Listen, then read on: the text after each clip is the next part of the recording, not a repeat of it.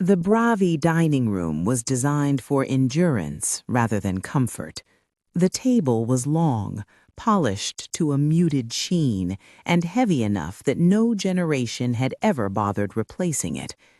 Its surface bore the faint marks of history, tiny nicks and scratches earned during arguments that had ended in marriages, mergers, or estrangements. The chairs were upholstered in dark fabric meant to conceal spills and emotions with equal efficiency. Clarissa arrived precisely on time. She did not rush. Rushing suggested nerves, and nerves invited correction.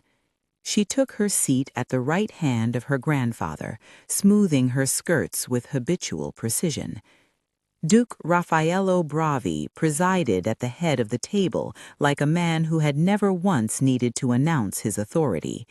His hair, a healthy gray, framed his face neatly, matched by a full, well-kept beard that made him look less like an old man in his 70s and more like a monument that had learned to breathe.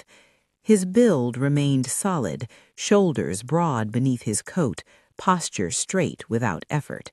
But it was his eyes that commanded attention, sharp, shrewd, alive with the quiet amusement of someone who had survived long enough to enjoy watching others try. "Clarissa," he said warmly, "you're glowing." "Profit tends to have that effect," she replied. Raffaello chuckled. If only it were contagious. Around the table, the rest of the family assembled with varying degrees of enthusiasm and restraint. Aunt Lucenza arrived late, as always. She wore her elegance aggressively, fine fabrics, sharp lines, jewelry chosen not for taste but for visibility. Her husband, Matteo, followed half a step behind her, already flushed with the effort of appearing important. Lucenza's gaze swept the table and landed on Clarissa with immediate, practiced disdain. "My dear," Lucenza said, lips curved in a smile that suggested teeth underneath, "you look, well." Clarissa inclined her head. "I am." Lucenza's smile tightened. Soup was served. Conversation began cautiously, as it always did. Safe topics, distant markets, weather that had already passed.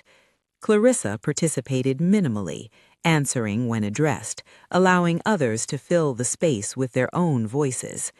She noticed when Lucenza leaned closer to Matteo and whispered.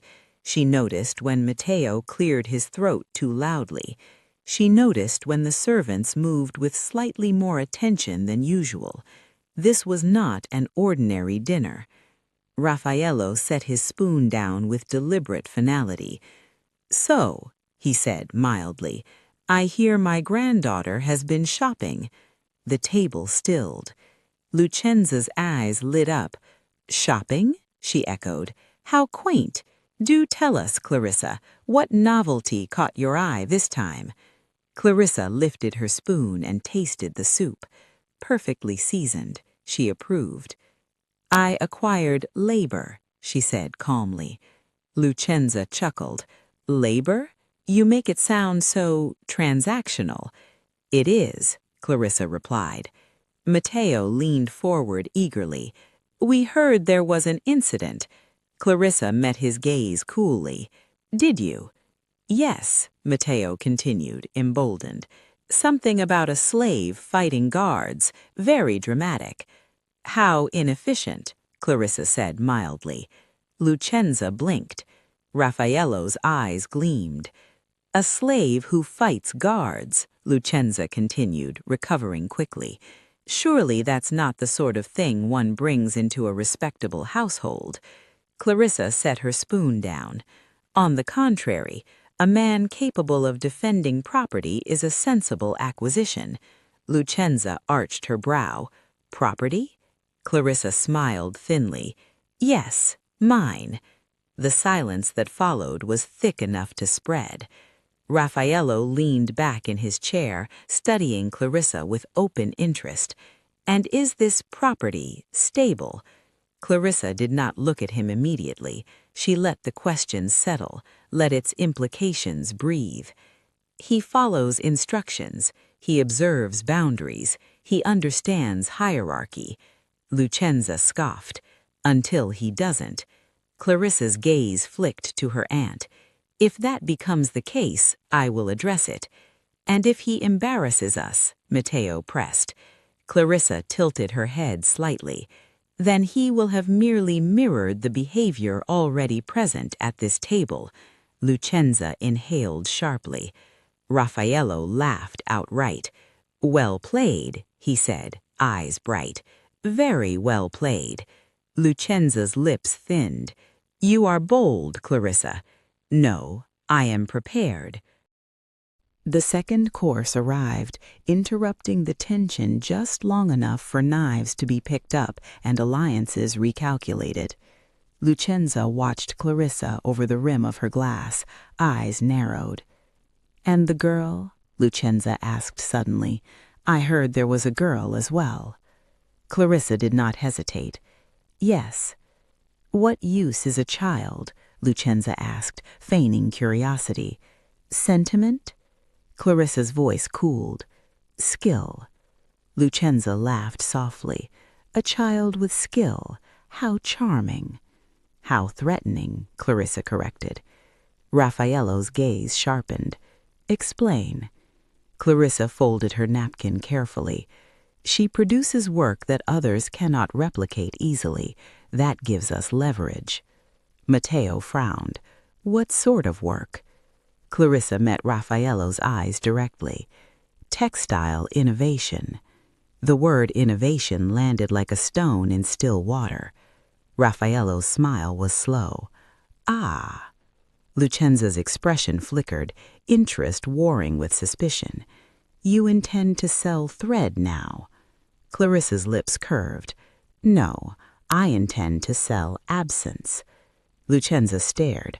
What does that even mean?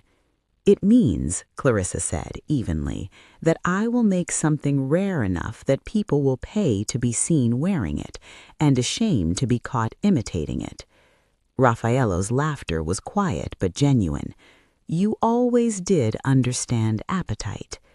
Lucenza's voice sharpened. And if it fails? Clarissa met her gaze without flinching. Then I will have learned precisely who benefits from its failure. The implication hung there, unsaid but sharp. Raffaello tapped the table once. That will be enough. Lucenza subsided, lips pressed tight. Dinner continued, the tension diffused but not dissolved. Clarissa felt the weight of Raffaello's occasional glances, not disapproval, but calculation. After dessert, as servants cleared the table, Raffaello rose. Clarissa, he said, walk with me. They moved to the adjoining gallery, where tall windows overlooked the inner courtyard. Below, figures moved quietly along their duties. Raffaello rested his hands on the sill. You attract attention. Clarissa stood beside him. That is unavoidable. Attention is not the danger. Expectation is. She nodded. I am aware. Raffaello studied her, eyes keen. The man you brought home, he is not ordinary. No, Clarissa agreed.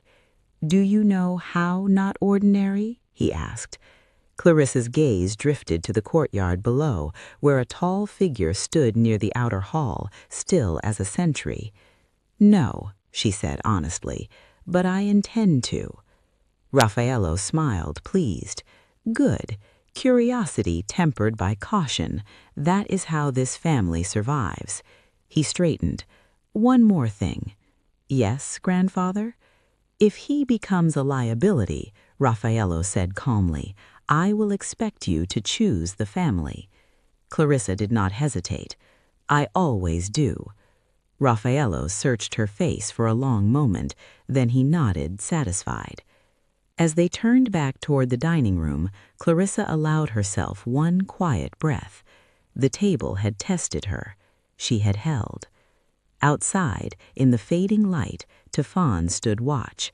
And though she did not look at him, Clarissa was keenly aware that the balance of the household had shifted, not dramatically, not yet, but enough to matter.